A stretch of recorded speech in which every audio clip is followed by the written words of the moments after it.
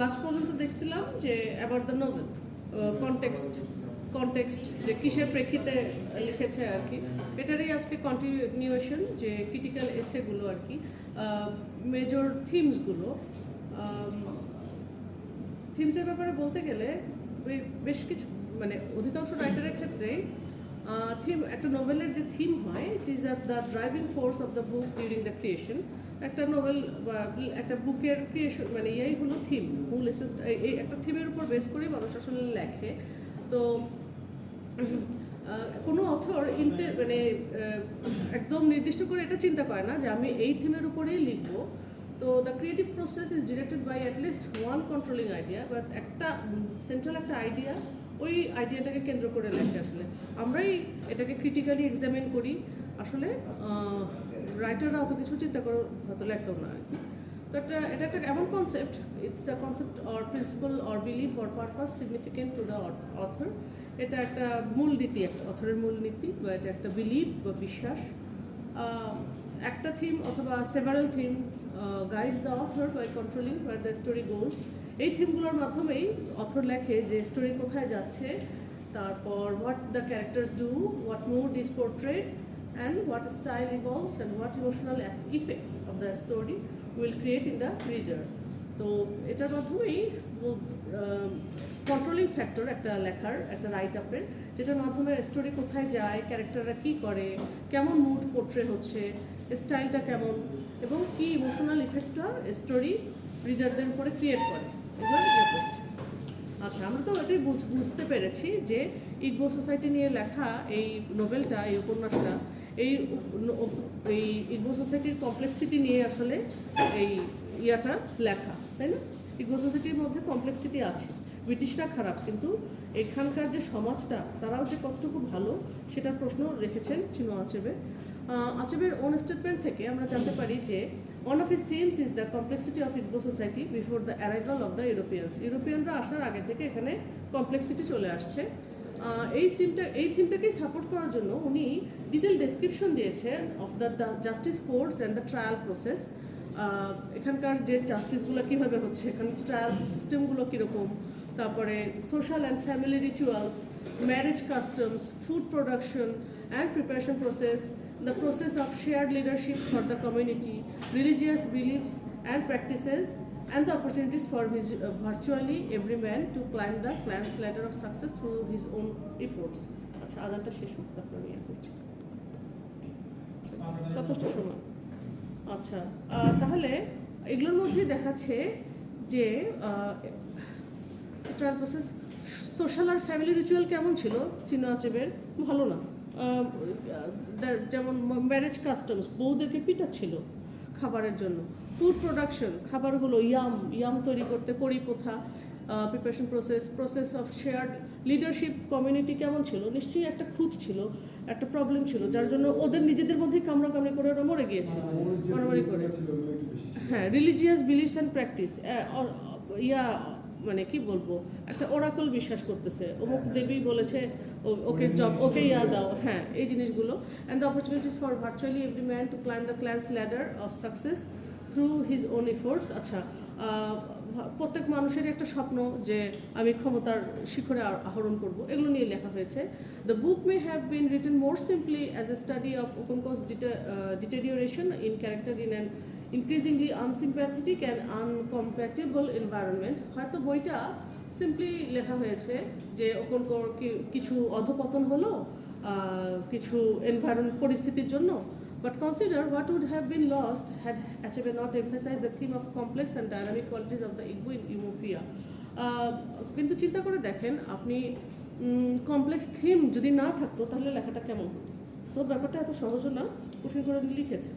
Clash of cultures, আচ্ছা, against Achebe's theme of Igbo cultural complexity is his theme of clash of cultures. এই অন্যান্য থিমের মধ্যেও একটা থিম হলো, one of the themes clash of cultures, কয়েকটা culture থাকে। এই কলিশন অফ কালচারটা কখন হয়েছে? যখন ইন্ডিভিজুয়াল অ্যান্ড সোসাইটাল লেভেলসে and the cultural misunderstanding cuts both ways. এই কালচারাল আন্ডারস্ট্যান্ডিং নিজেদের মধ্যে প্লাস বাইরের বহিঃশত্রুর আক্রমণে। Just as the uncompromising reverend Smith views Africans and heathens মানে বর্বর চাষা, প্রিমিটিভ, আনকালচার্ড এরকম মনে করেছে। The Igbo initially criticize the Christians and the missionaries as foolish. একইভাবে যেরকম খ্রিস্টানরা ওদেরকে চাষা দেখতেছে, আবার ইগবো কালচার ওদেরকে দেখতেছে বোকা হিসেবে। আচবের ক্ষেত্রে the Africans present perceptions of themselves and of Europeans need realignment as much as do the misperception of Africans by the West. আচ্ছা, আচবের ক্ষেত্রে ইয়া হচ্ছে যে এই ভুল কনসেপ্টটা যে নিজেদের মধ্যকার আর ইউরোপিয়ানদের মধ্যে একই জিনিস, ভাইস ভার্সা একই আসছে। Writing as an African who had been Europeanized, আসলে আচবে বাস্তবে ছিল হলো একজন খ্রিস্টান ছিলেন, আর অলরেডি তাদের মধ্যে ইয়া এসে গেছে।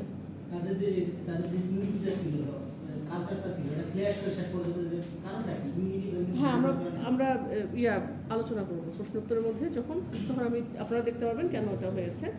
আচ্ছা, Achebe wrote things fall apart as an act of atonement মানে প্রায়শ্চিত্ত with his past, the ritual return and homage of a prodigal son.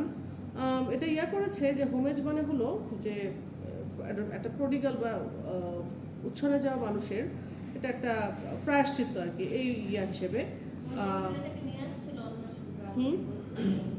G,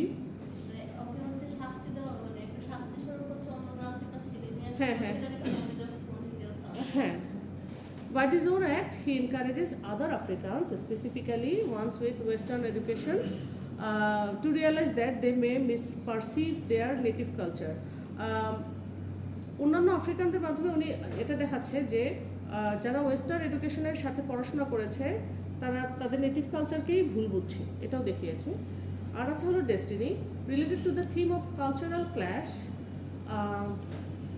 is the issue of how much the flexibility or the rigidity of the characters and by implication of the British and Igbo contribute to their destiny. আচ্ছা, একইভাবে cultural ক্ল্যাশের মতোই destiny জিনিসটাও একটা important theme, because of Okonkwo's inflexible nature. ওকনকোর নেচারটা flexible ছিল না, সে সব সময় চিন্তায় থাকতো যে আমার বাবার সাথে এরকম হয়েছে, না জানি আমার সাথে কি হয়। He seems destined for self destruction, এটাই তাকে মনে হয় এরকম একটা ইয়া ছিল, তাকে সেলফ ডিস্ট্রাকশনের তাকে দিকে নিয়ে গিয়েছে। Even before the arrival of the European কলোনাইজার্সরা তো পরে আসছে, আগে থেকেই ওর মধ্যে একটা ঘুণ পোকা কামড়ে যাচ্ছিল। Arrival of new culture only হ্যাসেস দ্য ওকনকোস ট্র্যাজিক ফেট, খালি ওকনকোর ট্র্যাজিক ফেটটা একটু ফাস্ট হয়েছে আর কি। তাছাড়া তার যে ক্ষয়টা, হ্যাঁ ওই অ্যারোগেন্স ছিল। হ্যাঁ, এই যে অ্যারিস্টটল তার পোয়েটিক্স বইতে বলেছে যে কিছু ইয়া থাকবে, যে ক্যারেক্টারগুলো খুবই ভালো থাকবে, কিন্তু মানে হিরোইক ক্যারেক্টার থাকবে, কিন্তু ছোট ছোট কিছু ভুল থাকবে তাদের, যেখান থেকে তাদের অধপতন হবে এবং আলটিমেট তাদের পতনের দিকে নিয়ে যাবে। এটাই হলো এরকম, এটাই ফলো করেছে আচবে। আচ্ছা, আর দুটো character contrast with Okonkwo is the এই যে মিস্টার ব্রাউন প্রথম মিশনারি, আর ওবেরিকা ওকনকোর যে একটা ভালো একটা বন্ধু ছিল, যে যখন ওকনকোকে নির্বাসনে দিছে তখন এই বন্ধুটা সাহায্য করছে, ডিপ্রেশনে ছিল। আচ্ছা, যেখানে ওকনকো একটা unyielding man of action, the other two are more open and adaptable man of thought. Okonkwo কিন্তু সহজে কোনো কিছুর মধ্যে জড়ায় না, কিন্তু এই দুটো মানুষ ছিল অ্যাডাপটিভ, মেনে নেওয়ার মানসিকতা ছিল, কনফর্মিস্ট। Mr. Brown wins converts by first respecting the traditions and beliefs of the Igbo. Mr. Brown উনি ইগবো কালচারকে সম্মান করে ওদের সাথে মিশেও গিয়েছেন। আচ্ছা, and subsequently allowing some accommodation in the conversion period, কিছু মানে থাকার ব্যবস্থা করে দিয়েছেন কিছু মানুষকে। লাইক ব্রাউন, মিস্টার ব্রাউনের মতো ওবেরিকাও একজন রিজনেবল অ্যান্ড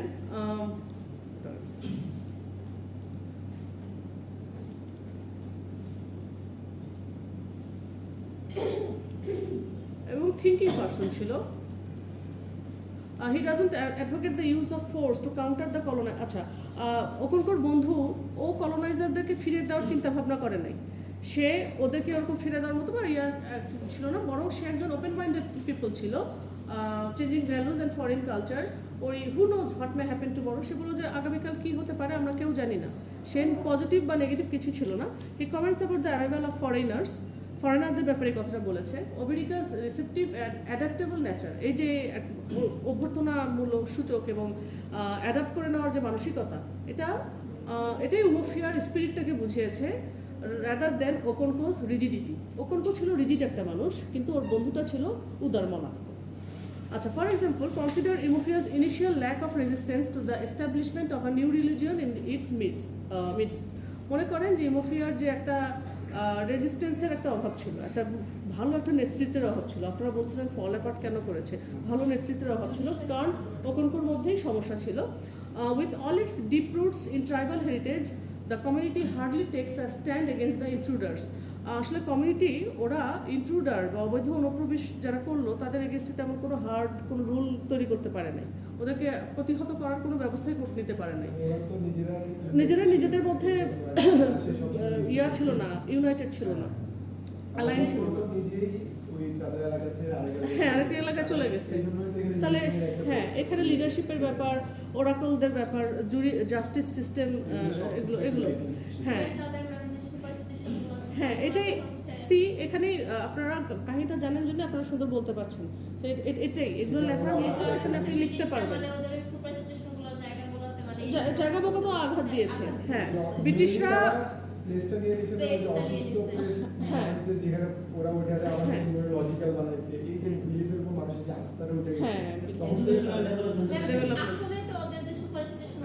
আচ্ছা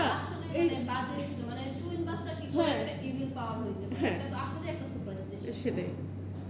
আচ্ছা, এই জিনিসগুলো ছিল এই প্রসেসটি, এটা against new laws and new religion. What accounts for the lack of community opposition? Was Igbo society more receptive and adaptable than it appeared to be? Igbo society কি বেশি adaptable ছিল যতটুকু ইয়া ছিল? The lack of strong initial resistance, এই যে initial রেজিস্ট্যান্সটা কম ছিল, may also come from the fact that Igbo society doesn't foster a strong central leadership. Central leadership নাই তাদের মধ্যে। This quality encourages individual initiative toward recognition and achievement, but also limits timely decision making and the authority-backed actions needed on short notice to maintain its integrity and welfare. ও integrity আর welfare maintain করতে গেলে এই authority, central যে authority, তারা যেন ভেঙে না পড়ে, এই সমস্যাটা ছিল। ওরা তো ইয়া করে নাই, কোনো ধরনের প্রতিহত করতে পারে নাই। আর ব্রিটিশদের বুদ্ধি মানে ঠান্ডা মাথার বুদ্ধি, তারা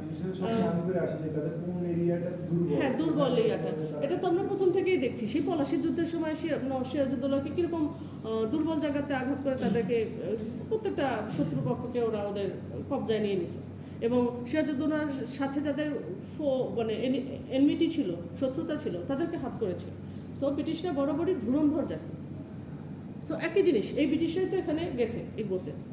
আচ্ছা, whatever the reason, perhaps a combination of these reasons, the British culture and its code of behavior, ambitious for its goal of native alignment as well as of British self-enrichment, begin to encroach upon the existing Igbo culture and its corresponding code of behavior.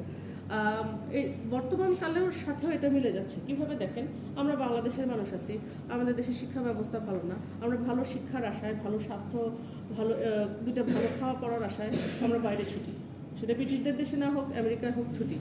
So এরকম ওটা ওদের cultural, এটা একটা ethnic wash, এটা একটা ethnic cleansing, মানে এখান থেকে এগুলো মানুষ শেয়ার করে দিব। যেমন অনেকে আছে, চাইনিজরা কি করে, চাইনিজরা এত খারাপ, ওখানে কোনো ধরনের মুসলমান থাকতে পারে না, এথনিক ক্লিনজিং বলে এটা, ওটা ইয়া করেছে। সো হ্যাঁ আমরা হ্যাঁ আমাদের ব্রেন পাচার হয়ে যাচ্ছে আর কি, ব্রেন ইয়া পাচার হয়ে যাচ্ছে। হ্যাঁ পজিটিভ ভাইয়া দেখাবে, হ্যাঁ ও ইয়া ওরা দেখাচ্ছে যে তোমরা শিক্ষিত হবা। সো আচ্ছা, এই যে প্যারাডাইস লস্ট আছে মিল্টনের, ওখানে তো এই জিনিসটাই, নলেজ, যে আরও শিক্ষা পাবা, আরও জ্ঞান হবে তোমাদের, এই জ্ঞানের বৃক্ষের ফলটা খেয়েই তো ভুল করলো, অ্যাডাম ইয়া করলো। সো একই জিনিস। তো জ্ঞান জিনিসটার সাথে মানে কন্ট্রোভার্সি আছে, যে পড়াশোনা শিখলে মনে হয় যে জিনিসটা মানুষের ক্ষতির দিকে নিয়ে যায়। ইগবো কালচার এটাই বলে যে পড়াশোনা ভালো নয়, এটাই মেন করেছে, তারা চায় নাই তারা শিক্ষিত হোক। আচ্ছা, আরেকটা ফ্যাক্টর দ্যাট হ্যাসেস the decline of the tradition Igbo society is their custom of marginalizing some of their people, কিছু মানুষকে একদম একঘরে করে দেওয়া, allowing the existence of an outcast group, একটা বাইরের একটা আউটকাস্ট গ্রুপকে অ্যালাউ করা, এবং keeping women subservient in their household and community involvement, treating them as property and accepting physical abuse of them somewhat lightly. মহিলাদেরকে নিচু করে দেখা, তাদেরকে মনে করা যে তারা প্রপার্টি, তারা আমার সম্পত্তি, তাদেরকে ফিজিক্যাল অ্যাবিউজকে হালকাভাবে নেওয়া, বাইরের কোনো এক্সিস্টেন্স ইয়া আর কি আউটকাস্ট গ্রুপকে ইয়া করার প্রাধান্য দেওয়া। When representative of a foreign culture, beginning with the Christian missionaries, enter Igbo territory and accept the marginalized people, এরা করেছে কি, ওরা ওই marginalized people গুলোকে accept করেছে, যাদেরকে ওরা মারধর বেশি করতো, যাদেরকে এক ঘরে বেশি করে রাখছে, তাদেরকেই আপন করে নিয়েছে মিশনারিজরা। এটাই হতো ওদের চাল, এটাই হ্যাঁ এদেরকে ইয়া করেছে, including the twins. At their full human value, the Igbo's traditional shared so traditional যে shared একটা লিডারশিপ ছিল, সরি একটা সিঙ্গুলার লিডারশিপ ছিল না, তারা এটা আনেবল ছিল, এত বড় পপুলেশনকে কন্ট্রোল করার মতো অবস্থায় তারা ছিল না। The lack of a clear sustaining center of authority in Igbo society may be the quality of the decided Achebe to draw his title from its poem, মানে মেবি এই ইগবো সোসাইটির এই সেন্ট্রাল যে ইয়াটা নাই, অথরিটিটা নাই, এটার জন্যই এই নামটা সিলেক্ট করেছেন ইটসের পোম থেকে চিনো আচেবে, যে things fall apart, the centre cannot hold. Centre second কামে হলো রেফারেন্সে ইউজ করা হয়েছে, মানে নামটা ওখান থেকে নিয়েছে। তো underlying the aforementioned cultural themes of fate or destiny, মানে WB এর ইয়া থেকে নিয়েছে। হ্যাঁ সেকেন্ড কামে আগে না আচ্ছা, underlying the aforementioned cultural themes is a theme of fate, আচ্ছা, আর destiny, এই জিনিসগুলোই destiny হলো এটা একটা theme. The theme also played as the individual and societal level. কাহিনীতে যেটা হয়, readers are frequently reminded about the theme of references to Chi, the individual's personal god. ওই যে একটা পার্সোনাল গড থাকে তাদের নাম ছিল চি, তারা ছিল ultimate capability and destiny. Okonkwo at his best feels that his chi supports his ambition. When a man says yes, his chi says yes also. তার মনের যে দেবতা, সে যখন নিজের ইয়েস বলে সেটাও মানে ইয়েস বলে। আচ্ছা, what is worst, Okonko feels that his chi let him down. His chi was not made for great things. A man couldn't rise beyond the destiny of his chi.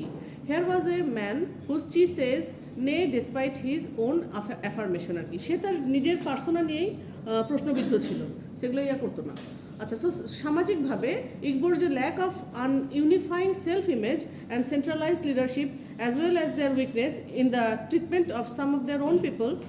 আচ্ছা, তাহলে কি হলো, ওদের যে সেন্ট্রালাইজড লিডারশিপের অভাব এবং ট্রিটমেন্ট অফ নিজেদের পিপলদেরকেই ইল treat করছে, এই জিনিসগুলোই সাজেস্ট করে যে inevitable fate of becoming victim to colonisation by a power eager to exploit its resources. এগুলো জিনিসই আলটিমেটলি থিংসকে ফল অ্যাপার্ট করেছে।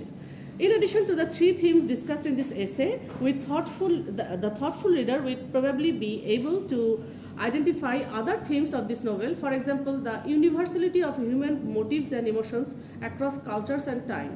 আচ্ছা, মানুষের হিউম্যান মোটিভ এবং ইমোশনগুলো ইউনিভার্সাল, সেটা যেমন কালচারই হোক তেমন টাইমই হোক। মানুষের ইউনিভার্সাল মোটিভ কি?